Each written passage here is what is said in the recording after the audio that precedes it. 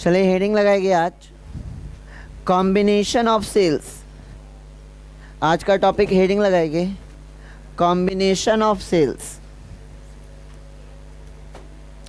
सारे बच्चे कॉपी खोलिए और हेडिंग लगाइए combination of cells. Combination of sales.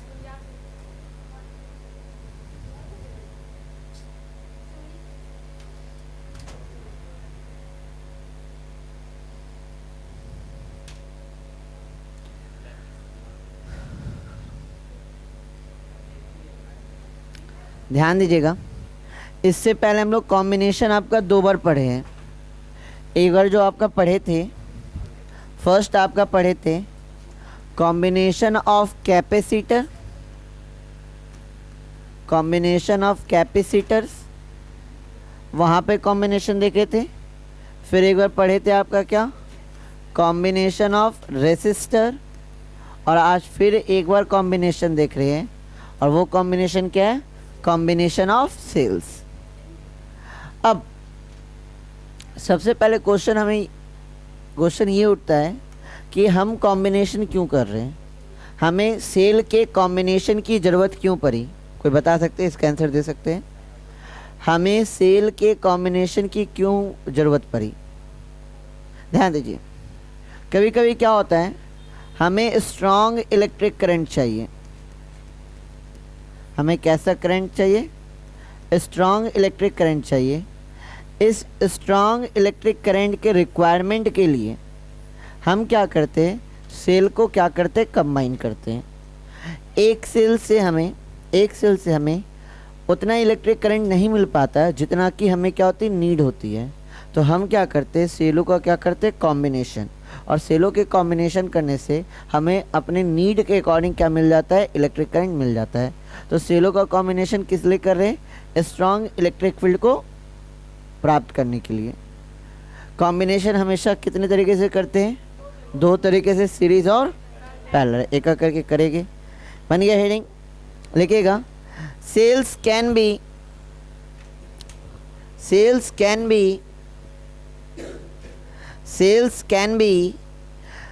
group in the following way. Sales can be grouped in the following way.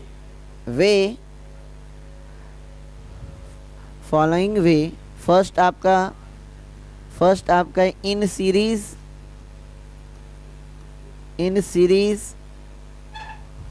और second आपका in parallel.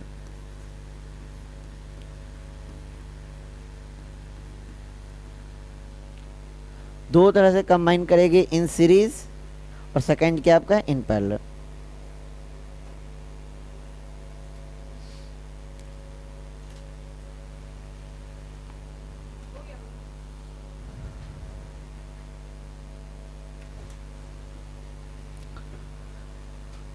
चलिए आज दोनों को कंप्लीट करना है, सीरीज को भी और पैरेलल को भी। ध्यान दीजिएगा, हेडिंग लगाइएगा cells in series. Cells in series.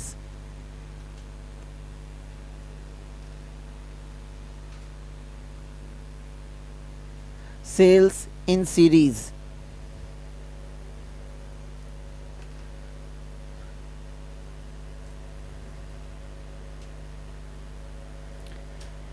चले नीचे से लिखना स्टार्ट कीजिए। In series combination,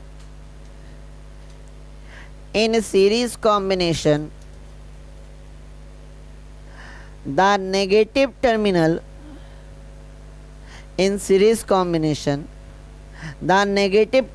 of a cell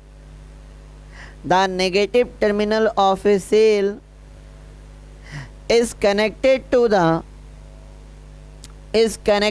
the positive terminal of an other cell and so on as shown in figure shown in figure, as shown in figure, चले ध्यान दीजिएगा, as shown in figure, ध्यान दीजिए। Series combination में होता क्या है, ये हमारा फर्स्ट सेल, फर्स्ट सेल का जो नेगेटिव टर्मिनल होता है, ध्यान से समझिएगा, फर्स्ट सेल का जो नेगेटिव टर्मिनल होता है वो सेकेंड सेल के क्या होते हैं, पॉजिटिव टर्मिनल से कनेक्ट होते हैं। सेकेंड सेल के, हाँ, इंटरनल रेजिस्टेंस कल पढ़े ना।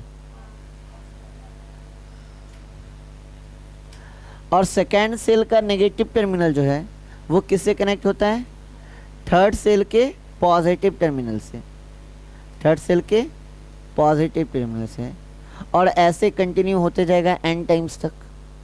सीरीज कॉम्बिनेशन में सिंपल सा फंडा है कि जो फर्स्ट सेल का नेगेटिव टर्मिनल है वो सेकेंड सेल के पॉजिटिव टर्मिनल से क्या होगा, कनेक्ट होगा। सेकेंड सेल का जो नेगेटिव टर्मिनल है वो थर्ड सेल के पॉजिटिव टर्मिनल से ऐड होगा। तो इस तरह से जो कॉम्बिनेशन बन रहा है, इस टाइप के कॉम्बिनेशन को हम लोग क्या कहते हैं, सीरीज कॉम्बिनेशन। इस टाइप के कॉम्बिनेशन को क्या कहते हैं, सीरीज कॉम्बिनेशन। और हमने सेल के बारे में पढ़ा है कल के क्लास में कि अगर सेल है तो यहाँ पे हमें क्या देखने को मिलेगा, इंटरनल रेसिस्टेंस। हमें क्या देखने को मिलेगा, इंटरनल रेसिस्टेंस।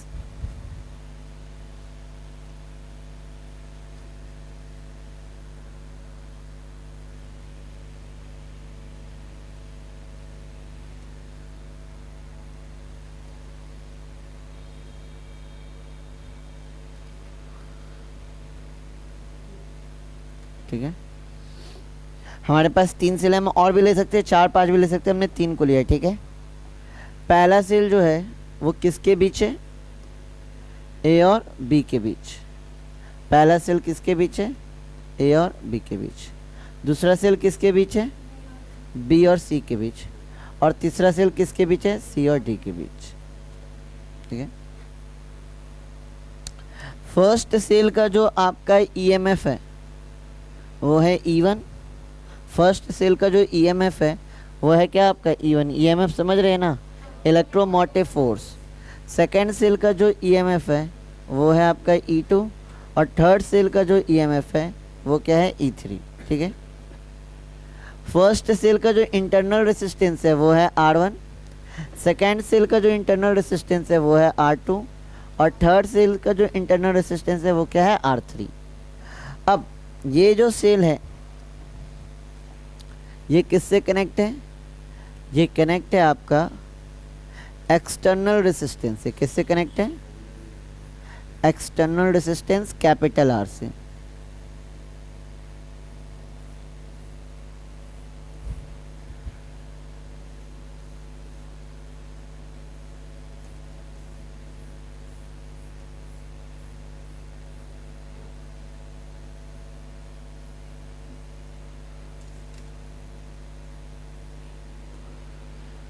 किससे कनेक्ट है, एक्सटर्नल रेसिस्टेंस कैपिटल आर से।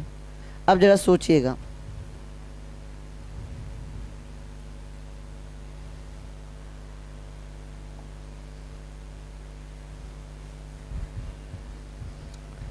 जैसे यहाँ से स्विच ऑन होगा इसमें करंट फ्लो होगा।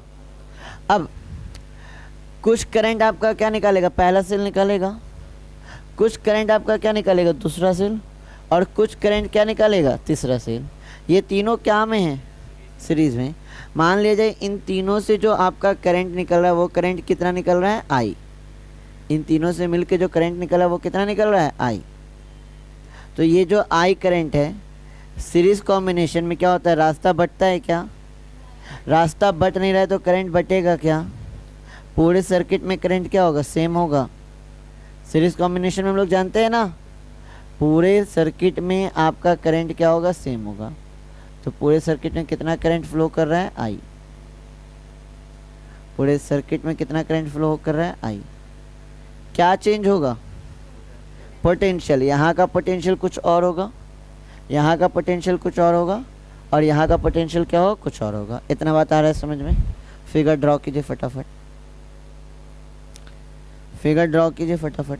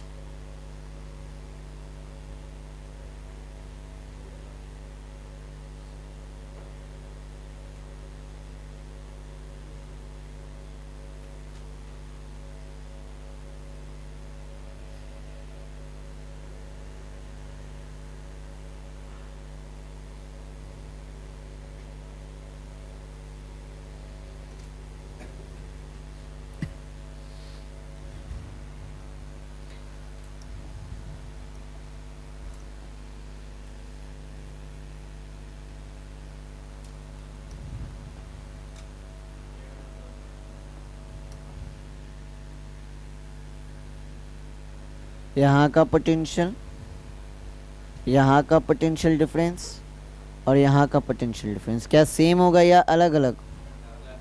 यहाँ के पोटेंशियल डिफरेंस को कह देते हैं वी ए बी, यहाँ के पोटेंशियल डिफरेंस को बोल देते हैं वी बी सी और यहाँ के क्या बोल देते हैं, वी सी डी। चलो नोट कीजिए फटाफट।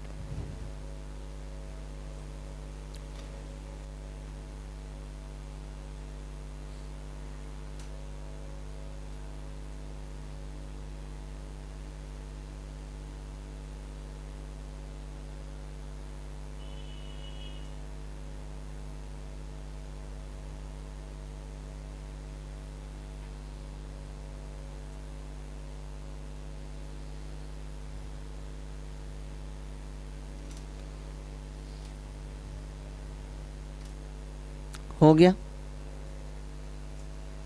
चलिए नीचे लैंग्वेज लिखिएगा थोड़ा। देखिए कंसीडर, जल्दी कीजिए।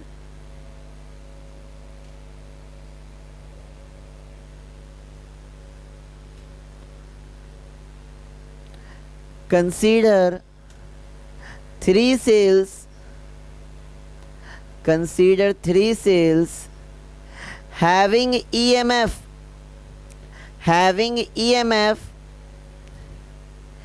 E1, E2 and E3. E1 having 3 cells,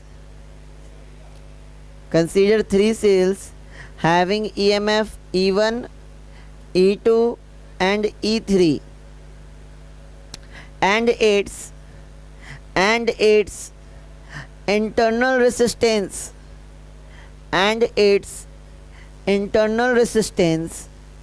R1, R2 and R3 respectively. R1, R2 and R3 respectively connected in series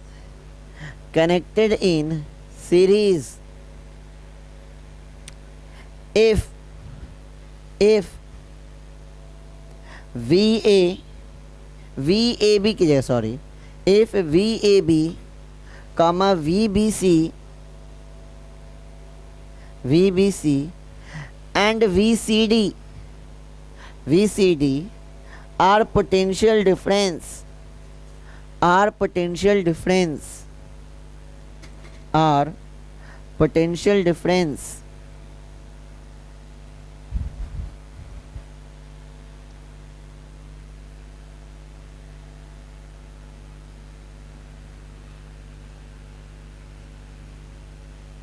चले अब इन तीनों को कंबाइन करके हम क्या बनाएंगे, एक बनाएंगे। हमारा क्या कॉम्बिनेशन, हमारा टारगेट क्या है, कॉम्बिनेशन ऑफ सेल। इन 3 सेल को कंबाइन करके एक ऐसा सेल बनाना है जो इन तीनों के क्या हो, बराबर हो। इन तीनों को कंबाइन करके हमें एक ऐसा सेल बनाना है जो इन तीनों सेल के क्या हो, बराबर हो। चलिए अब क्या करेंगे, इनको कंबाइन।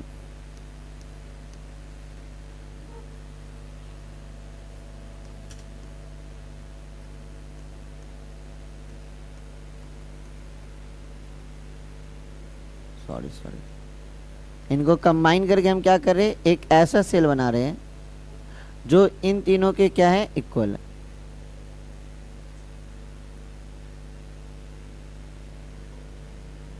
ठीक है,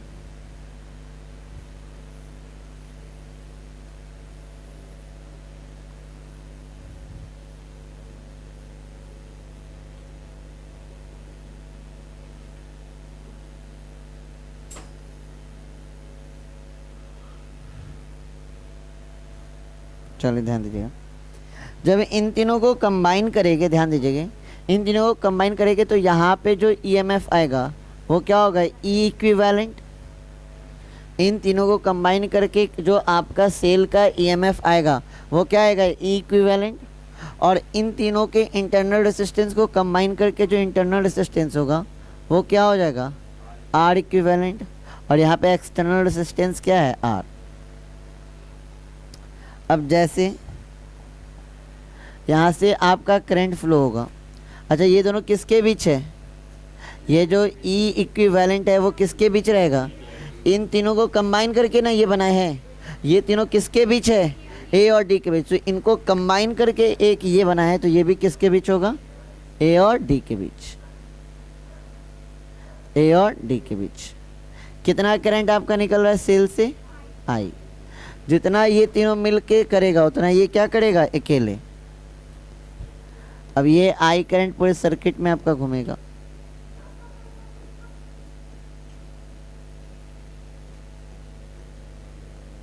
ओके, इस तरह से। और यहाँ का पोटेंशियल डिफरेंस कितना होगा, यहाँ का पोटेंशियल डिफरेंस होगा, ये होगा वी ए डी। यहाँ का पोटेंशियल डिफरेंस कितना हो जाएगा, वी ए डी। आ रहा है समझ में, चलिए नोट कीजिए। डेरिवेशन बहुत इजी है, बहुत ज़्यादा इजी है, सिर्फ आपको फिगर पे फोकस होना है। डेरिवेशन समझाने का तो मेरा काम है। डेरिवेशन बहुत ही ज़्यादा आसान है, एकदम आसान।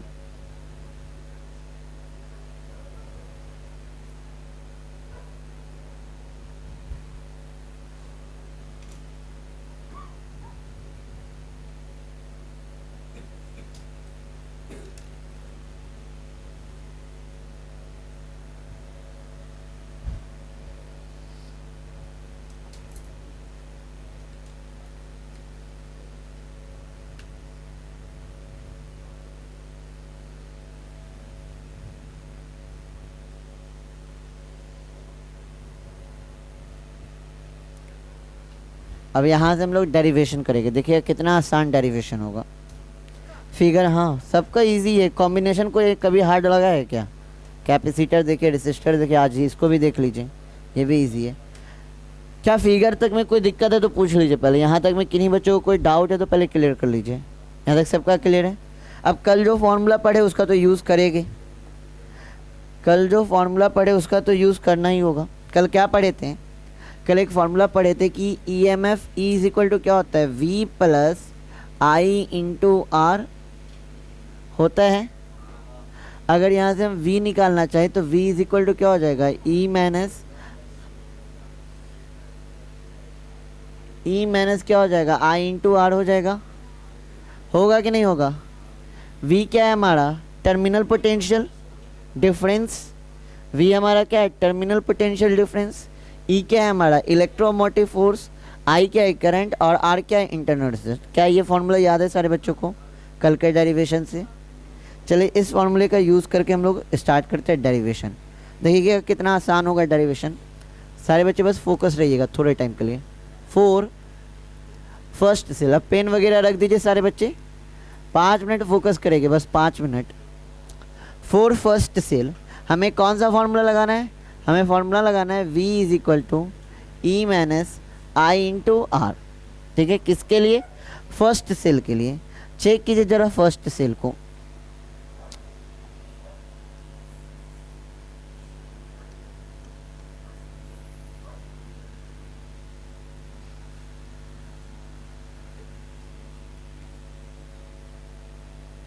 ये जो फर्स्ट सेल है जरा उसको चेक कीजिए।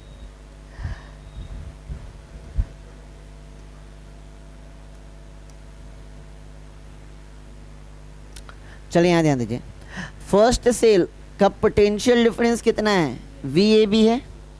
फर्स्ट सेल का पोटेंशियल डिफरेंस क्या है, VAB।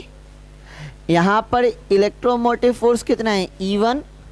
करंट कितना जा रहा है, I। और इंटरनल रेजिस्टेंस कितना है, R1। तो हम इसको लिख सकते हैं, इस फॉर्मूले के अकॉर्डिंग हम इसको लिख सकते हैं, VAB इज इक्वल टू क्या हो जाएगा, E1 माइनस IR1। क्या इतना लिखा जा सकता है, इसमें कोई दिक्कत है तो बोलिए। VAB है क्या, पोटेंशियल डिफरेंस। और पोटेंशियल डिफरेंस कैसे लिखते हैं, VA माइनस VB, इसी तरह लिखते हैं। दो पॉइंट का पोटेंशियल डिफरेंस कैसे लिखा जाएगा, दोनों पॉइंट के पोटेंशियल का difference VA minus VB is equal to क्या हो जाएगा, E1 माइनस IR1। इसको इक्वेशन 1 मान लेते हैं। यहाँ पे कोई दिक्कत है तो बोलिए। इसी तरह हम लोग किसके लिए देखेंगे, सेकेंड के लिए। इसी तरह हम लोग किसके लिए देखेंगे, थर्ड के लिए। तो चलिए पहले सेकेंड के लिए देखते हैं। 4 सेकेंड सेल, फॉर्मूला सारे बच्चे को याद होना चाहिए। क्या है formula, V is equal to E minus I into R, है ना। अब सेकेंड सेल की बात करते हैं, तो थोड़ा सेकेंड सेल पे फोकस करते हैं। सेकेंड सेल किसके बीच रखा गया है, BC के बीच। सेकेंड सेल किसके बीच रखा गया है, BC के बीच। इससे करंट कितना जा रहा है, I। इसका EMF कितना है, E2। इंटरनल रेजिस्टेंस कितना है, R2। तो अब इसके लिए अगर अप्लाई करते हैं, ध्यान दीजिएगा, तो पोटेंशियल डिफरेंस है आपका BC इज इक्वल टू हो जाएगा E2 माइनस IR2, होगा ना। अब BC है क्या, पोटेंशियल डिफरेंस, इसको कैसे लिख सकते हैं, VB minus VC is equal to क्या हो जाएगा, E2 माइनस IR2। इसको मान लेते हैं इक्वेशन सेकेंड। क्या इसमें कोई डाउट, फर्स्ट और सेकेंड इक्वेशन में कोई डाउट कि नहीं बच्चे को।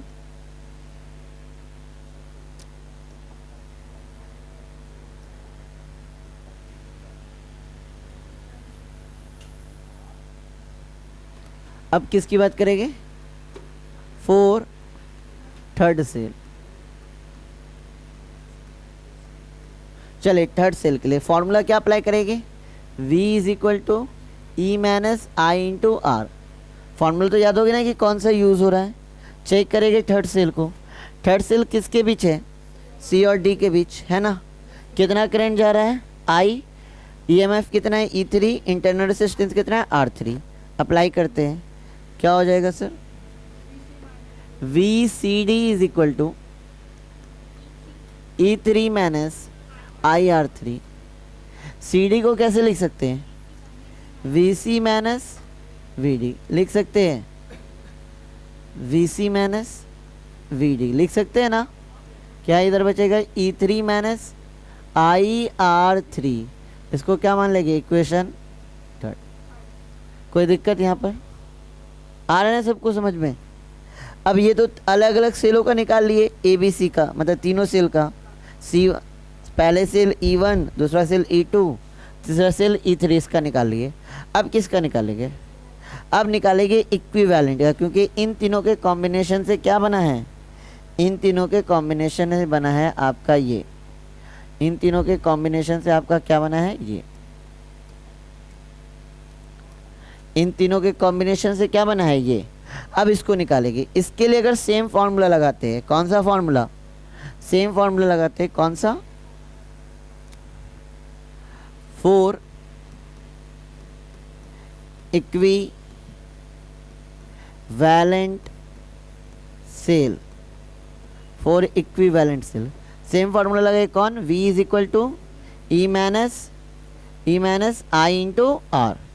तो V क्या है, पोटेंशियल डिफरेंस। जरा चेक कीजिएगा इक्विवेलेंट का पोटेंशियल डिफरेंस कितना है, VAD है। करंट कितना जा रहा है, EMF कितना है, इंटरनल रेजिस्टेंस कितना है, पता चल गया सारा कुछ। फार्मूला लगाते हैं, तो VAD इज इक्वल टू क्या हो जाएगा, E equivalent minus I into क्या हो जाएगा, आर इक्विवेलेंट। इसको मान लेते हैं इक्वेशन 4। क्या यहाँ तक में किन्हीं बच्चे को कोई दिक्कत? अच्छा, इसको इक्वेशन 4 नहीं मानेंगे। वी ए डी को क्या लिख सकते हैं, V A minus V D is equal to क्या हो जाएगा, E equivalent minus I R equivalent. हाँ, अभी कहाँ ले गए, अभी कहाँ, अभी इसमें कैसे कॉमन ले, समझे नहीं आपका बात? क्लियर है ये चीज़, ये क्लियर है यहाँ तक? और इसको क्या बोलेंगे, इक्वेशन 4। इसको क्या बोलेंगे, इक्वेशन 4। अब क्या करेंगे, इक्वेशन फर्स्ट सेकेंड और थर्ड को क्या कर देंगे, ऐड। इक्वेशन फर्स्ट सेकेंड और थर्ड को क्या कर देंगे, ऐड। अगले स्टेप में क्या करेंगे, अगले स्टेप में हम लोग करेंगे एडिंग, ध्यान से समझिएगा, adding equation first second and third. इन तीनों इक्वेशन को क्या करेंगे, ऐड। किसको किसको, फर्स्ट सेकेंड और थर्ड को। ऐड करने का क्या तरीका है, LHS को LHS से ऐड करेंगे, RHS को RHS से ऐड करेंगे। फर्स्ट इक्वेशन का LHS कितना है, VA माइनस VB कितना है, VA माइनस क्या है, VB। सेकेंड इक्वेशन का देखिए LHS कितना है, VB माइनस VC है ना। और थर्ड इक्वेशन का कितना है, थर्ड इक्वेशन का है VC माइनस VD है ना। चेक कर लीजिए एक बार, चेक कर लीजिए, है ना। सेकंड का है ना VB माइनस VC और थर्ड का क्या है VC माइनस VD। इन तीनों को क्या कर देंगे, ऐड। LHS का LHS से, RHS का RHS से। फर्स्ट का RHS कितना है, E1 माइनस IR1। सेकेंड का क्या है, E2 माइनस IR2 और थर्ड का क्या है, E3 माइनस IR3। चलिए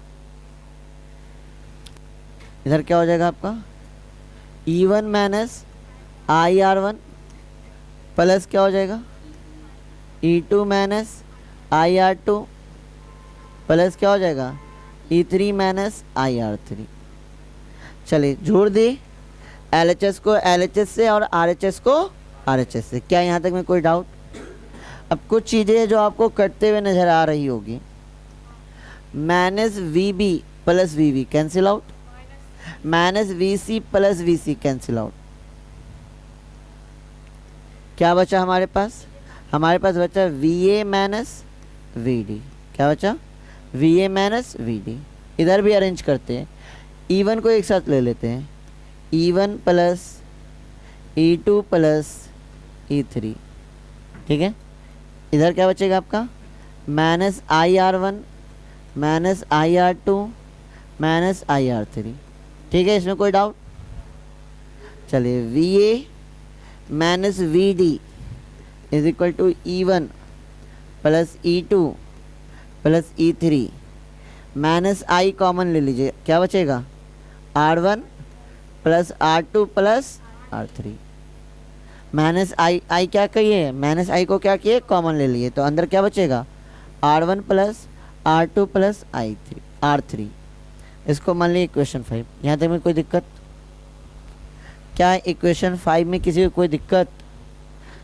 इक्वेशन 1 2 और 3 को क्या किए, ऐड किए, ऐड करने पर हमें क्या मिल गया, ये मिल गया। क्लियर है? अब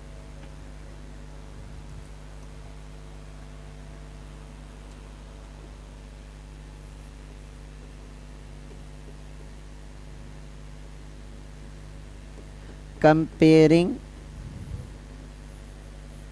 इक्वेशन 4 एंड 5।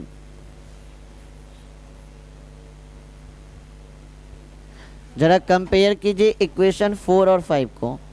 किसको कंपेयर करना है, 4 और 5 को। 4 को पहले चेक करते हैं, इक्वेशन 4 को चेक कीजिए। इक्वेशन 4 क्या है मेरा, ये है, कितना है, VA minus VD is equal to E equivalent minus I R equivalent, है ना। V A minus V D. Equation 5 को जरा चेक कीजिए, V A minus V D is equal to E one plus E two plus E three minus I R one plus R two plus R three. अगर equation 4 और 5 को देख रहे हो तो एल एच एस दोनों का क्या है, सेम है। यहाँ भी V A minus V D है और यहाँ भी कितना है आपका V A minus V D. L H S same है तो आर एच एस भी क्या होगा, सेम होगा। इसका आर एच एस क्या है, इसका आर एच एस है, इसका आर एच एस है E equivalent minus I R equivalent, और इसका आर एच एस कितना है E one plus E two plus E three minus I R one plus R two plus R three. क्या इसमें कोई दिक्कत? अब जरा कंपेयर कीजिए, जहाँ पर यहाँ पे ई इक्विवेलेंट है वहाँ पे इसकी जगह क्या है E one plus E two plus E three, minus यहाँ भी है माइनस यहाँ भी है, आई यहाँ भी है आई यहाँ भी है। जहाँ पे यहाँ आर इक्विवेलेंट है वहाँ पे इसके बराबर क्या है R one plus R two plus R three. तो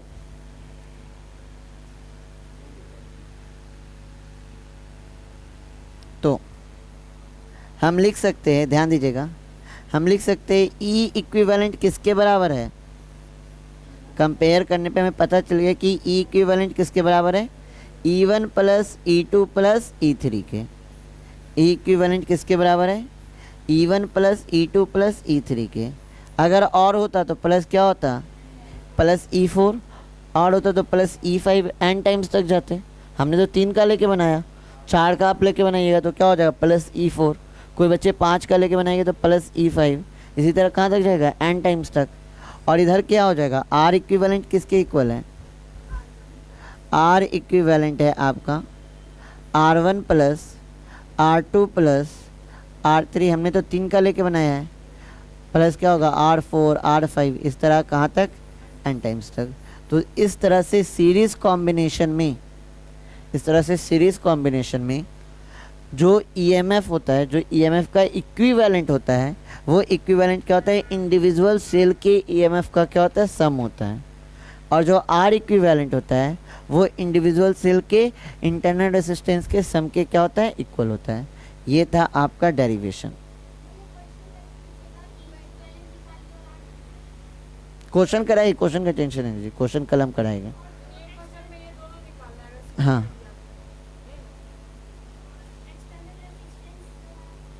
उसका यहाँ पे भी कोई यूज़ नहीं।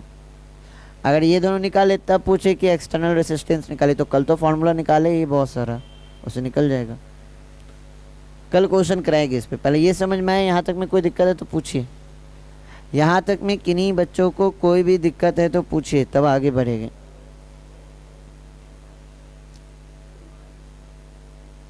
नोट कीजिए एक बार, दिक्कत होगा तो पूछिएगा।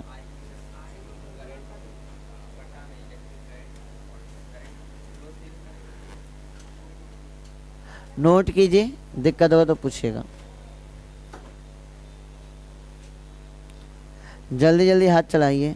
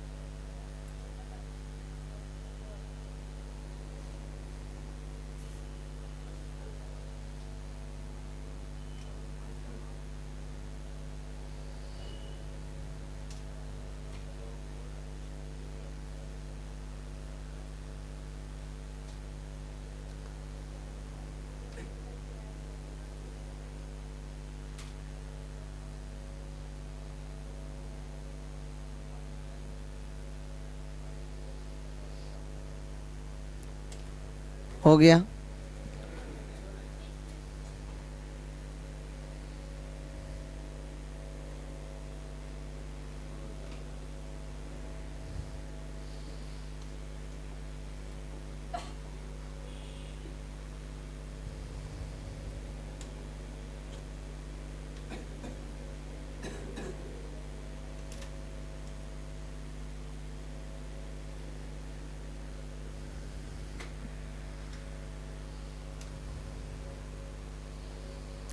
जल्दी कीजिए, पैरेलल कॉम्बिनेशन भी हो जाएगा।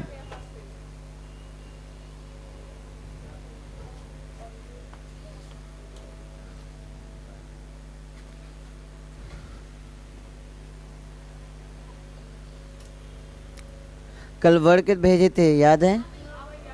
बन गया था सारा। लास्ट में अच्छा अच्छा, लास्ट में जो काट के किए थे, अच्छा काट के किए तो फिर भेजे नहीं थे। हाँ, सेम क्वेश्चन था इस वजह से। नहीं,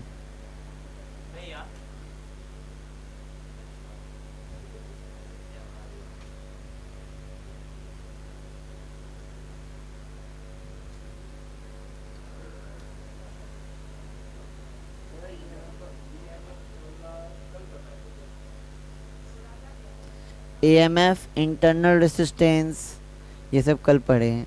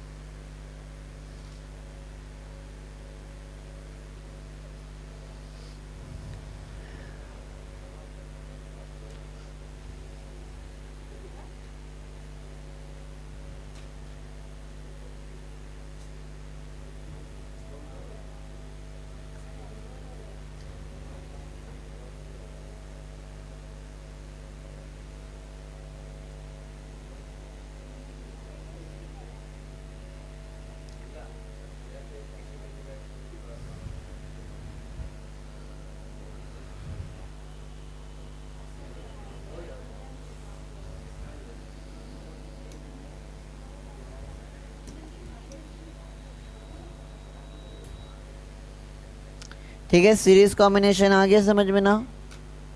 इसमें थोड़ा सा अलग अप्रोच है। इसमें कंपेयरिंग करना पड़ता है इक्वेशन 4 और 5 को, तब लिखना पड़ता है। एक क्वेश्चन करेंगे,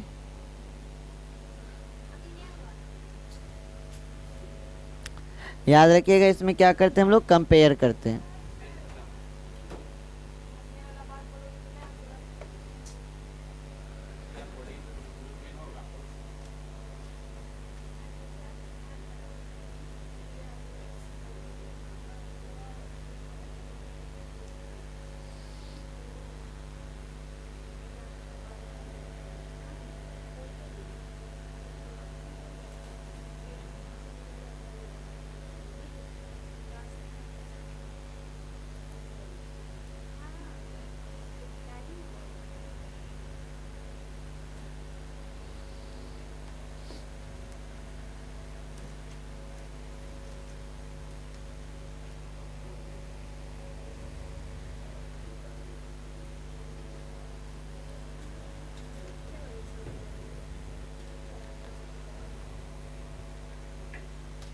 हो गया। क्वेश्चन कीजिए, find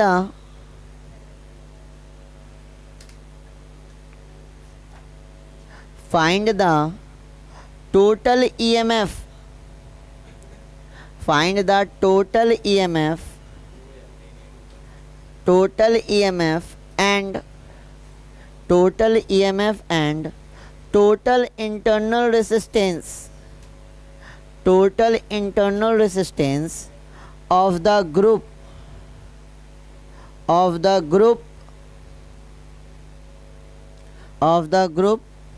of cell shown below.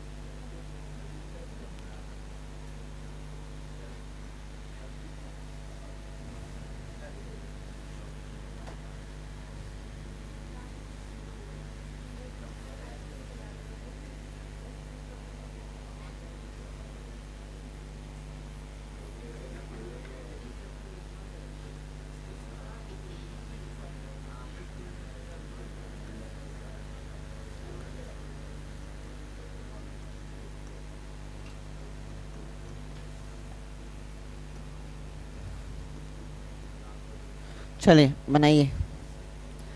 Find, आपको क्या करना है, total EMF and total internal resistance.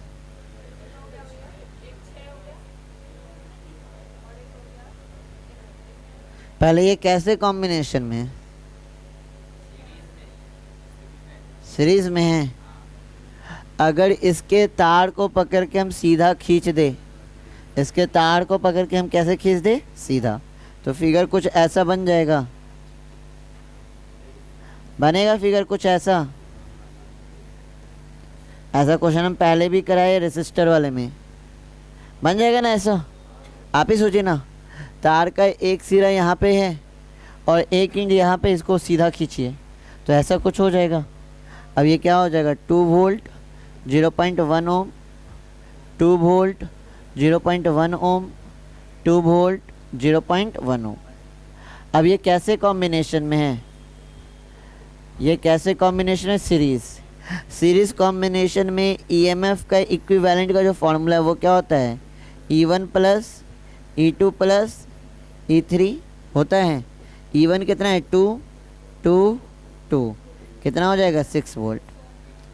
और टोटल इंटरनल रेजिस्टेंस मतलब R इक्विवेलेंट कैसे निकालेंगे, R1 plus R2 plus R3 हो जाएगा 0.1 प्लस 0.1 प्लस 0.1, कितना हो जाएगा, 0.3 ओम। इस तरह से नहीं निकाल लीजिएगा R इक्विवेलेंट या E इक्विवेलेंट को। आया था, बना था, समझ में आया। इस तरह से क्वेश्चन देगा। हाँ, अगर आपसे पूछे भाई, इसमें तो दो चीज, गधा, बैटरी जब पढ़ ली, सेल पढ़ ली, तो सेल के अंदर एक इंटरनल रेजिस्टेंस है जो अब तक हम नहीं जान रहे थे, अब जान रहे तो उसको भी तो निकालेंगे ना। इससे पहले तो इंटरनल रेजिस्टेंस को क्या मान रहे थे, नेगलेक्ट मान रहे थे। कल तो बताए थे ना कि सिंपल हम लोग सेल देख रहे थे या बैटरी देख रहे थे, उनके अंदर का इंटरनल रेजिस्टेंस को देख ही नहीं रहे थे, उसको नेगलेक्ट मान के हम क्वेश्चन को क्या कर रहे थे, सॉल्व। लेकिन कल के क्लास से हमने क्या किया, इसको जान लिया कि बैटरी के अंदर भी एक रेजिस्टेंस होता है। अब तो उसको कैलकुलेट करना होगा, उसको नेगलेक्ट थोड़ी कर सकते हैं। अब क्वेश्चन देगा तो उसे निकालना होगा, देगा तो निकालेंगे। बोलिए क्या है क्वेश्चन, बोलिए। क्लियर है ये? नहीं, पैरेलल हो नहीं पाएगा, समय नहीं है।